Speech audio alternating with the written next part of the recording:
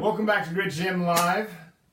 I'm here with Rachel. Today we're talking about relationships. We're talking about how to make your relationships fit into the world that you want to, the way that you want to live your life. So you've got this life that you want to inspire yourself to live, right? You've got the ideal scene. You want to go and you want to do this amazing stuff in your life that's experience beyond belief.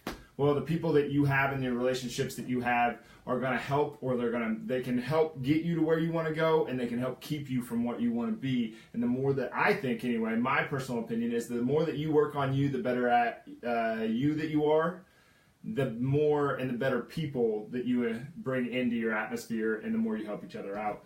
But Rachel's here. What we try to do is we try to come on the show and talk about how we make it all work. So how you make your fitness work, how you make your your nutrition work, how you make your recovery work, and how you make your mindset work so you can have the health game down, so your relationship can blossom because of that, and so that your relationship can positively influence your health. And today we're talking about toxic people that can take away from some of that stuff.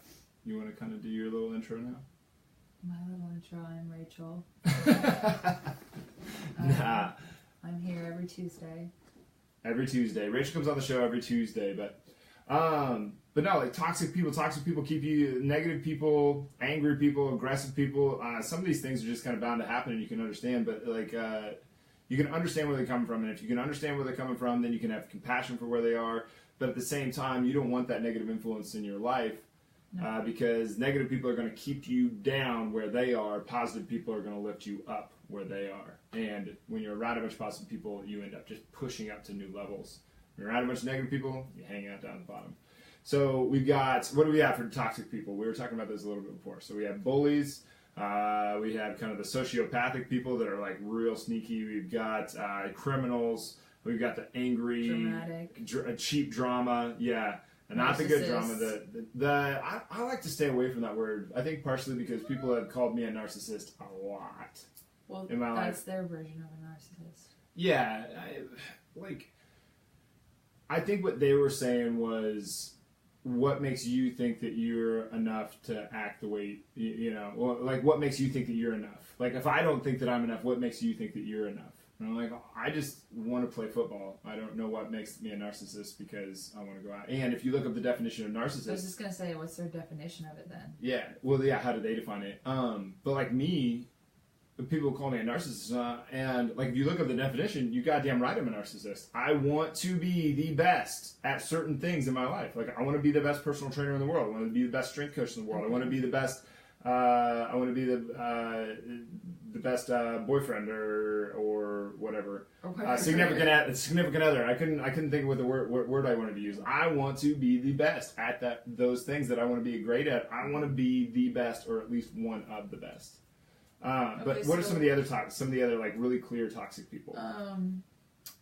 You already said depressed, limiting beliefs. The people that are just gonna put that negative seed in your head. By limiting belief, do you mean the people that they're just kind of always putting everybody down? They're like, no, that can't be, no, that can't be, no, that can't be. And it's not even that they're like being negative, it's just like they're just not being positive.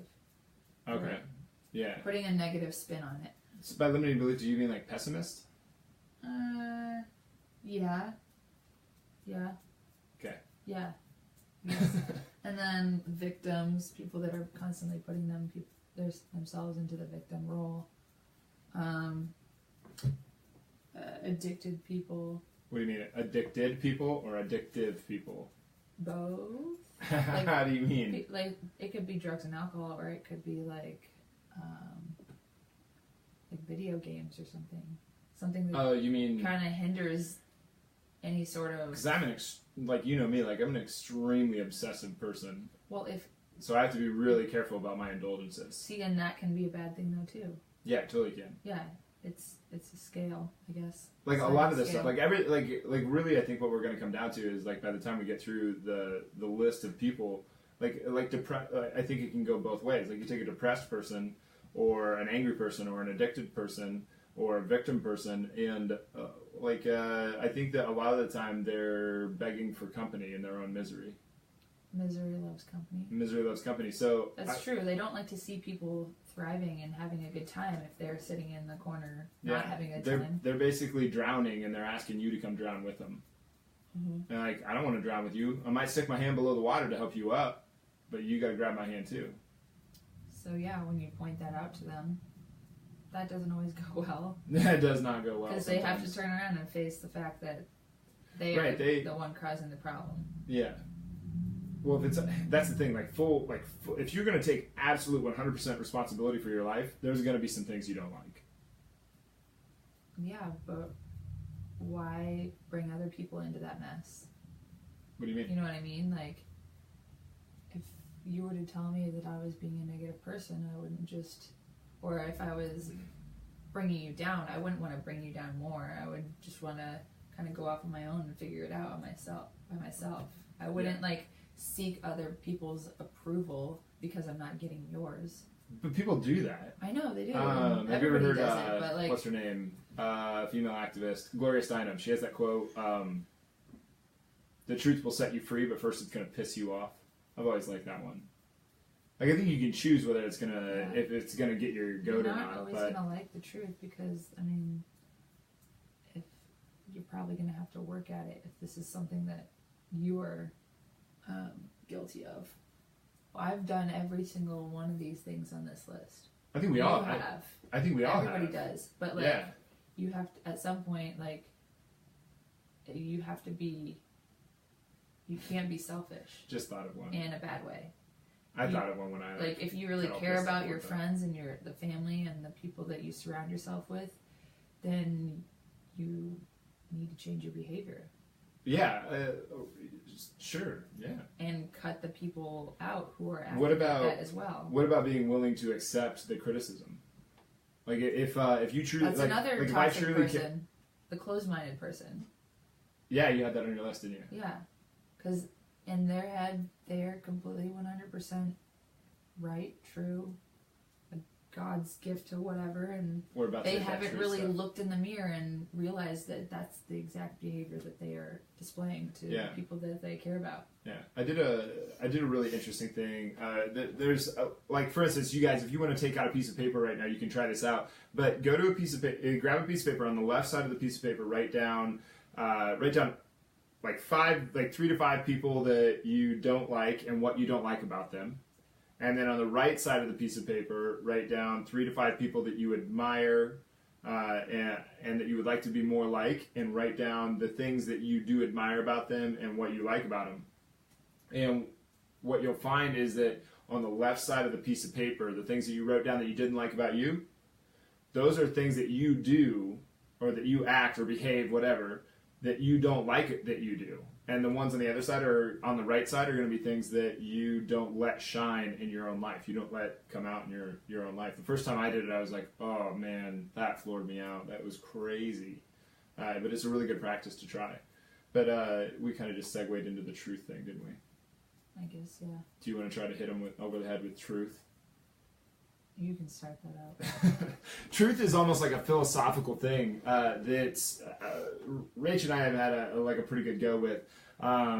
It's finding clarity within what, do you want my truth or do you want your truth, or whose truth are we going to talk about? Because what were we using before? What was the medium? Oh, tidiness. Oh, yeah. Like, what I find tidy and what Rachel finds tidy are two different things. Like, she'll look at a room and be like, what's the matter with this room? And I'll be like, it's a pigsty. And she'll be like, you're just OCD as hell. You need to lighten up. I'm like, no, I will not lighten up. So it's true to me that it's not tidy enough, and it's true to her that it is tidy enough. Or it's true to some people that this cup is white, and it's true to other people that this cup is, I don't know, gray. And so you'd be fighting over truth. So the truth will set you free, but first it's going to piss you off. Well, first we got to get clear on the truth. Whose truth? Okay.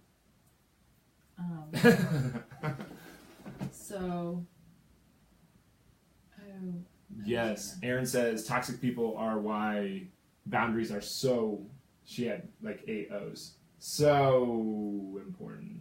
And So she yeah, said thoughts on that. You want to cut someone out of your life that is toxic. If they're that toxic, then they should be cut off. Oh, really?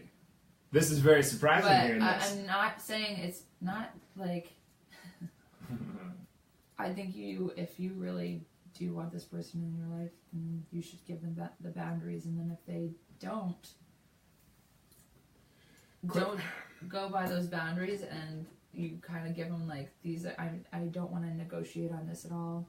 If this happens, I can't talk to you. I can't be around you. I can't keep continuing to have a conversation with you, go out with you. We have stuff like that. Yeah. Like when one of us is getting a little... the non-negotiables? Yeah, when one of us is getting a little scared. When one of us starts getting angry. So I get angry, Rach goes internal. I do not. I get angry, she gets anxious. Anyway, when one of us does this, we very clearly say, like, I'm not going to go with you on this, I'm not going to go with you where you're going right now, and we will, like, I'll go for a walk outside, or I'll go into another room, or I usually go and try to meditate, because I know that I'm doing this silly thing where I'm scared of something, I don't even know what it is, and I try to get clear on what that is. She goes and does her own thing for a little while, and we both get clear separately so that when we can come back together, now we can have a discussion about it instead of just beating each other up over something silly. Yeah, well, a lot of relationships that I've seen, they just fight to fight. Like, yeah, that works out real well. I don't know. It just doesn't do my body any good to do that. No. The cheap drama stuff does not work out for anybody, and I think that's what I mean. Like, if you start getting into that cheap drama stuff, like, someone's got to have the guts to walk away and to come back later. I mean, it can't go on forever. Well, you could be a waste. I would call that probably like a not very awesome experience. But boundary-wise, there's time vampires, there's energy vampires, there's effort vampires, there's pessimist vampires that are always gonna like when I started Grit Gym, everybody was like, "Who wants personal training, dude? You can't do that. You can't start a gym. No one wants that." Tons and tons and tons of people put it down, and I was like, "Well, I'm gonna do it anyway." I don't care. But people telling me that I can't do things is kind of a trigger. Yep, big trigger. You can't play college football. You can't do this. You won't be better than so and so. Well, that obsession kind of took off. Yeah. But yeah, where do you set your boundaries? So like that's what I was trying to go into was like the clarity thing on boundaries, because some people it's hard to hear that sometimes. Well, I think that maybe first identifying that someone is to the point where they need to have boundaries set. It's kind of the first step, obviously. You mean just stating that you need boundaries? Well, because it's not going to be an easy conversation for you, but it's really not going to be an easy conversation for them, because it's like news to them that I'm not saying this for everybody. Yeah. Like some people do it on purpose, but it can be news to them. You mean it's hard enough to say it, let alone to hear it? Yeah. Yeah. Yeah, to hear that you are a toxic person and that you bring drama and you have an agenda is kind of probably hard to hear. I think we all do it on some level at some point.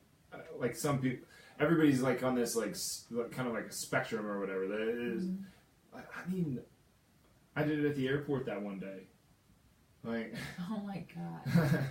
Like, I can tell the story of this because you. No, I don't even want to tell the whole story. But like, I basically ended up calling the lady a racist. Yeah, because I mean, I was just tired of getting patted down and treated different, and it's just like. Which I don't think that was what was going on at all, from my point of view. Maybe you still do, but like I think you're. TSA is bullshit. We weren't even in the TSA line. Later we were, though. But we weren't... When you called the lady a racist, we were at the I didn't actually call her a racist, but... He says, every time... Don't, just leave it out. It was not my finest moment. Okay. I said every time something, and anyway. It's okay. But, I mean, okay, so someone... But everybody has these... What I was saying was everybody has these toxic moments. What? everybody has these Oh, yeah, toxic we've moments, all and some acted people like that. repeat them over and But over to and over. repeat it and to like bring it onto other people is kind of where you go wrong. Whose responsibility is that? Is that the other person's ability to manage their own influence that the negative person has on them, or the toxic person has on them, or is it the not toxic person's responsibility? Well, I'd say the people around them should have the guts to confront them on it. I think so too. That way, you kind of have to be aware. To me, Like, the confrontation is a win-win. Either the person wakes up and takes it as like, oh my gosh, I am being a POS, yeah. or the person storms off and you never see him again. Win-win. Well, that could happen. Yeah. Like, say you're like in a, like you're dealing with someone with road rage or like some rude person that you don't even know. Yeah. And they come out of nowhere being rude to you.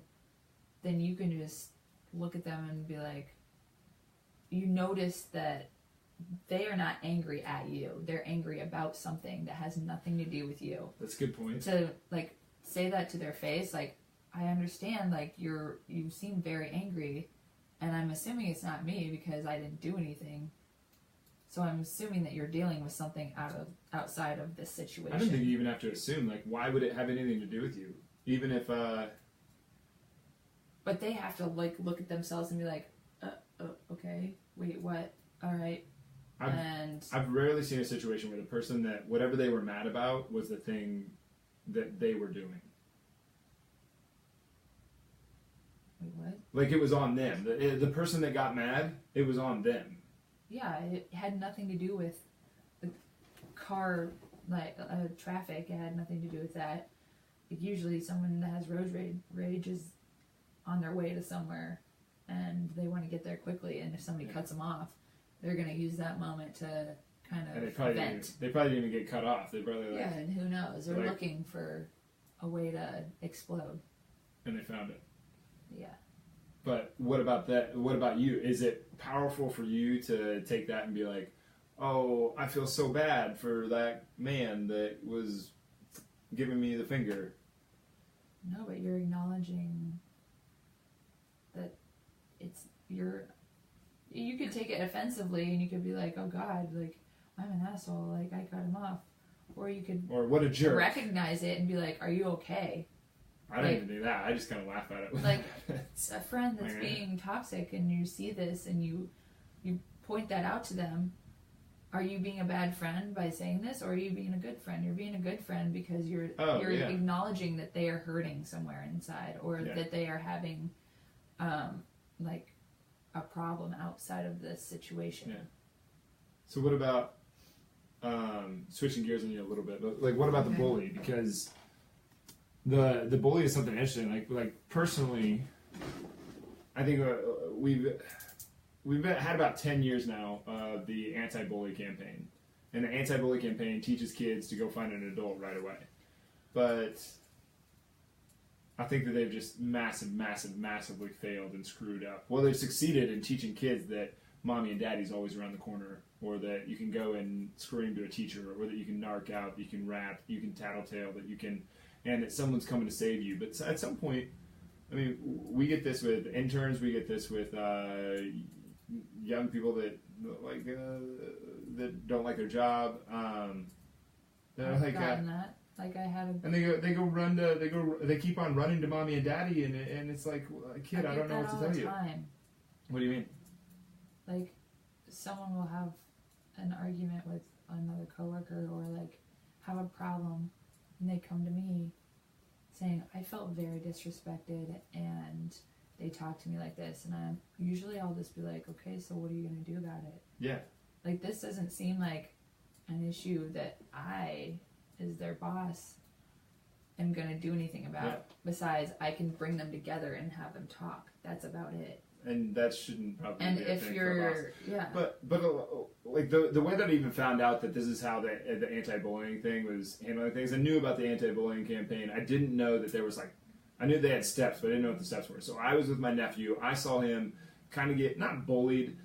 He was playing with another kid's toy, and the other kid asked for it back. He didn't give it back, and then his older brother came and took it from him. So he thought that the kid was being a jerk. Well, perception, right? But they didn't, like, it probably could have been handled better, but he thought he was bullied. And I was like, well, if you're being, and we had this talk later after he calmed down. He's like, well, I'm like, if you're being bullied, what do you need to do?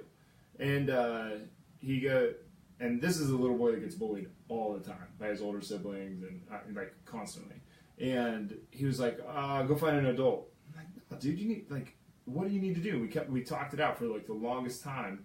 And finally he's like, stick up for myself. I'm like, yeah, that's what you got to do. How are you going to stick up for yourself? And that was a whole nother conversation. But I was just like, what do you mean you're going to go find an adult? You don't have enough time to do that. Adult's not always going to be around. Someday you're going to be the adult. Like, I'm not saying grow up, kid, but stick up for yourself. You know, like, now we've got this group of young 20-year-olds that have no idea how to stick up for themselves. That was a rant. That was called a rant. And I'm going to remove myself from my soapbox real quick. Well, I mean, I don't know. It's different with kids. I can't really speak on that. I don't but think like it's that it is a start to like kind of not so good behavior as far as like you have a problem. I think it's go find someone else to fix it. I think that's like part of the thing with the political stuff now that you're seeing though. Like everybody's like saying like government help me. Like they've like positioned the government as their mom and dad. Like help me. I like you're in the real world now. There is no mom and dad anymore. Yeah, you should definitely stand up to somebody who's treating you like garbage. Otherwise, they'll do it again. Yeah. They're gonna find you every single time. And they'll always look for that bully. Like, I'm lucky enough that, or fortunate enough that I haven't been. Look for the bully? Yeah, like the bullied needs a dance partner. The victim needs a dance partner. You can't just, like, the bully will position someone else, even though they're doing it to themselves. They'll set somebody else up to bully them, to victimize them. I think that's a learned behavior. I don't think that's like right off the bat. Oh, 100%. I totally agree. But they will. Okay. Well, it's... You ruined this for me. You did this. I'm not saying, like, this is stuff that I've heard before. Like, you knocked me off my focus. Like, like I told you, good job. I don't know what to tell you. Yeah, I don't think Noah was looking to be bullied quite yet, but like down the road, yes, he's gonna get used to having everybody else fix his problems. There's actually a psychological term for this, and I don't remember what it's called, but it's like when you have a trauma and then you later in your life you set yourself up for that trauma over and over again. Like little kids that are sexually abused will do that as they get older, and like that's obviously like an awful tragic case. Like different for everybody, but yeah. But anyway. So, and bullies, that's a learned thing as well. They probably are the saddest people in the room because they are constantly looking for, I don't know, friendship, to be liked. Yeah. Or to get... If you read parenting books on the bully thing, which is kind of weird because we don't have kids yet, but I've read enough, or a few parenting books. You didn't know that, did you? Anyway, the bully thing is kind of interesting because the parents of kids that get bullied or that become bullies are the ones that's the theory, is that they teach the kid how to do so. That they bully the kid and then the kid goes to school and gets bullied, or they bully the kid and the kid goes to school and bullies others. But like where I grew up, where I was at school, the absolute worst thing that you could be, the worst, the most, like you didn't get beat up in the hallway for being a nerd. You didn't get thrown in lockers for being kind of a loser. But if someone would have ever narked or tattletaled or anything like that, like you would have gotten just you just got the shit kicked out of you. Like like we just never did that. It was just an understood thing. It was the worst thing you could be. But I think it was a little different at our school. Yeah. Yeah. I remember one of my friends got everybody to say something bad as a 1, 2, 3 and then go, and we all screamed it, and our coach got really mad at us. Who? What? At who? It was during a baseball game.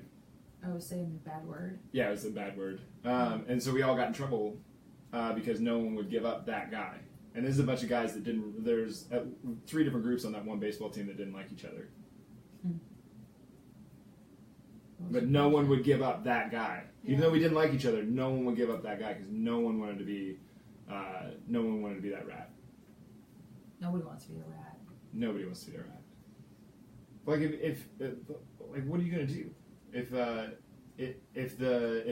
you're that tattletale person? You're just gonna go. You're gonna tell mommy and daddy. I think over time you're gonna have to be able to like figure out how to confront those situations without mommy and daddy. But that was supposed to be I did a really poor job of that. That was being the lead in to the sneaky toxicity and the self toxicity. So what are some of the sneaky ones? We've got the closed-minded, the pessimist, the manipulator, the depressed person who is trying to ask you to be depressed with them, trying to suck you in. Not necessarily the person that has like a mental illness, but a person that is trying to suck you into their scenario. And like beyond the obvious, like the criminals and the thieves and the super overly aggressive people, the compulsive liars. But the people who are like, what are some of the sneaky ones? The people that are like your best friends or like family members? They can be. Well, even like, what about like your self toxicity, like your own. Oh yeah, you can be toxic to yourself. You can have, self-doubt and fear. This is an interesting conversation. I meant to say this up front, but like Rachel and I don't have a good track record in this department. Like Rachel and I are both the types of people that we just believe in everybody. We're like me more than you. Way more her than me. I'm much more skeptic than she is, but I'm empathetic, and I want to see that people can do better. But on a level that's like crazy. Like you could be like a murdering bank robber, terrible person, and just coming off of your latest heights, and Rachel would be like, "Oh, you just need a hug, don't you?" Like, yeah, I'll help you out. I think some of them do need hugs. Yeah, they probably do. Like they just need one person to like actually, I don't know.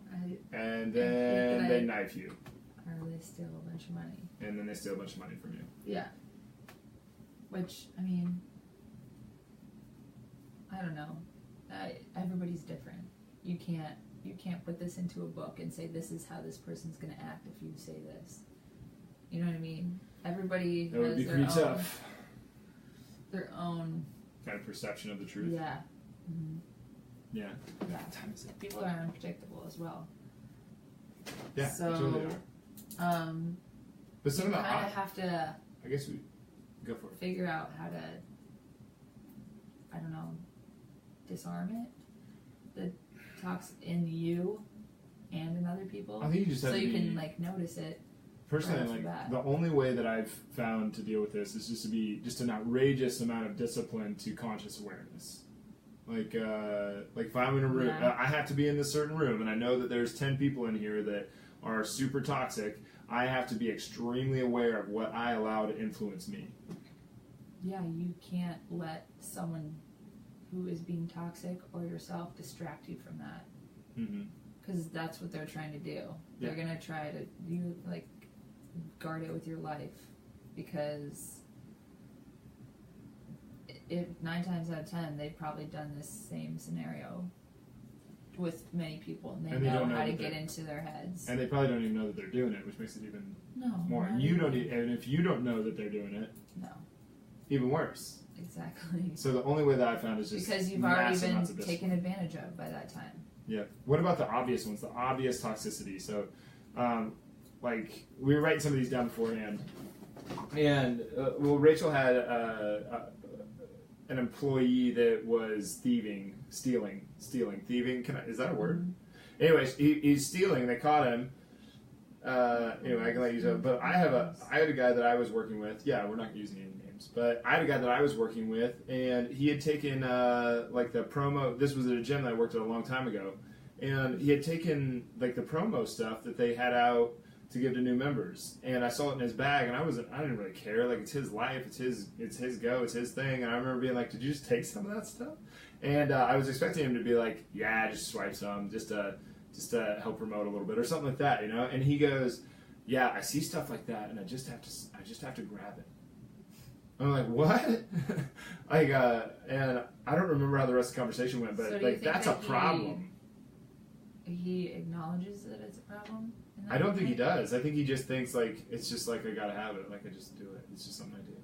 But he's like a super thief. I mean, so I'm amazed that he's still.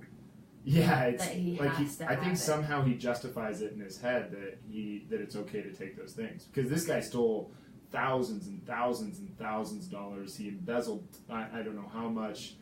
He would write down people that he didn't work with and turn it anyway. They gave you a lot of opportunity to do it, but anyway, he's not a good guy, right? But it was just kind of an interesting thing. And then you had the guy that came in, it seemed like the greatest guy, and then all of a sudden, yeah, not so great. Well, I don't know. It was an odd situation, but people can use their disguise to somehow gain your trust. And if they've done it enough times, they get really good at it. So I think it was because he probably could have gotten away with it if he would have just taken less, and he probably could have gotten away with it. Yeah, but like at some point, it was and I think part of his even that last check behavior. If he hadn't said what he said for his last check, I don't know if they would have taken it. Yeah. If it would have worked out that way, and then he came in and got it, and no. Let's move on. A little uncomfortable on this, a little too fresh. No, yeah. Like I think that people just, I think certain toxic people they ask for this, like they ask for the rejection, for the abandonment, for the whatever. But those aren't really real things. How could you ever be rejected? How could you ever be offended? How could you, if you have nothing to defend, how could you ever be attacked? Like, how could you ever be rejected? It's a solo trip. There's no one else that's ever been in here but me. Well, at some point, there's no one ever other than they start to. What do they have to lose? Like, they've already been caught, so it's just, they've been found out, so they just keep going on with the same behavior. And you continue to think that they're a good person, and you trust them, and like you've had all this time with them, and you kind of reminisce, and you're like, that's how they are, but it's to the point where they can't turn back. They've already crossed you too many times. They've already taken advantage of you. What if they say that it's the first time? Like, let's say this different person. You catch them stealing from the cash register. They worked for you for 10 years. You know them really well, and you catch them stealing, and you're like, and they go, "Oh, I'm sorry. I can't believe I did this one time. I just needed a little extra money." And you're like, "Why didn't you just come to me? I would have advanced your paycheck or blah blah blah." Like, would you keep them around or would you fire them right then? I know you do. What would you do though? I know why I would do what I would do.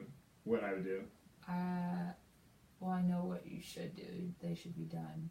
Because anything, even if they didn't do it again, anything that would go up missing or I would lose, I would drive myself crazy because I'd be like, I know who it is.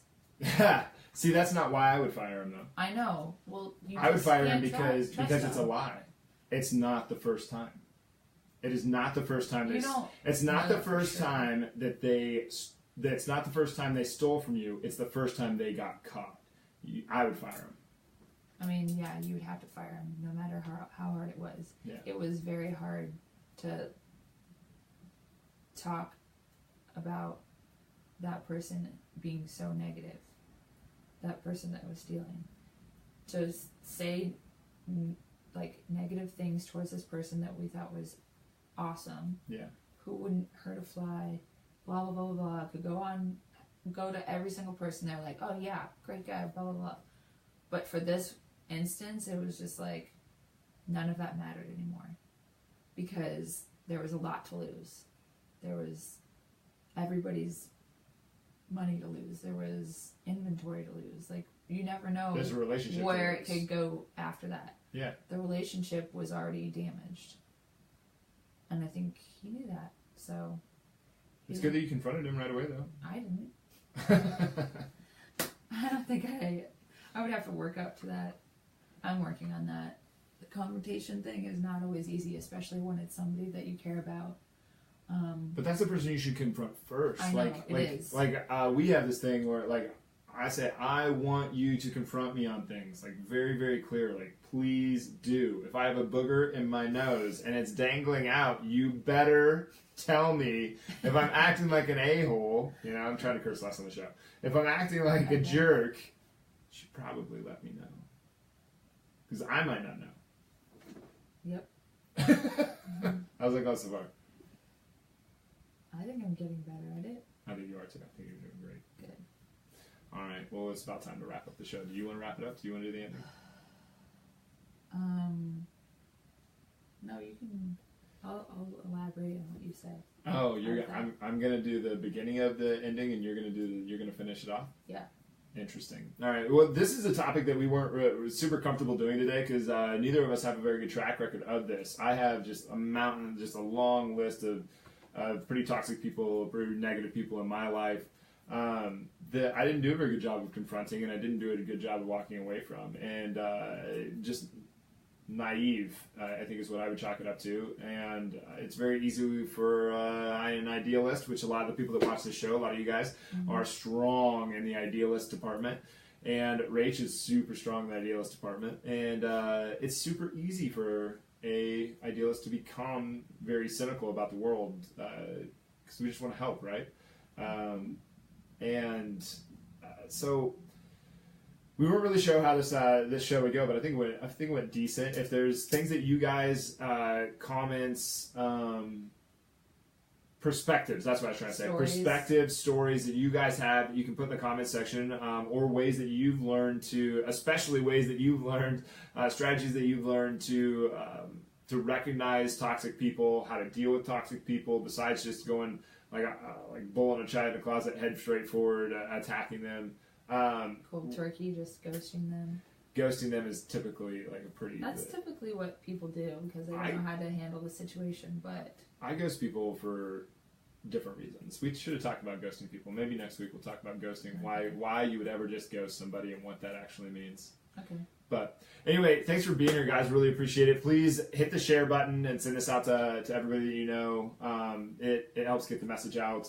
We just want to inspire the experience that you want to live, and we think that you deserve that. And, I know that we've done a ton of work on our relationship and learning more about how to support each other, and still have a ton to learn. So this is kind of like documentation along the way.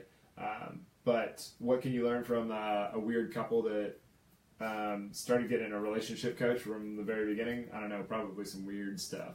But if you're here to be normal, you're in the wrong place. What would you like to send them off with? That was good. That was it? On that. Yeah, so I did all that. If you're here to be normal, then you're in the wrong place. Maybe we should get shirts. Okay. You're in the wrong place. With your face on them. Toxic is normal. Like the beard? Yeah. Like the beard one? All right, thanks for being here, guys. We'll see you. Rachel will see you next Tuesday. I'll see you tomorrow. I think we have an interview tomorrow, too. I'm almost positive we have an interview tomorrow. Anyway, thanks for being here, guys. Really appreciate it.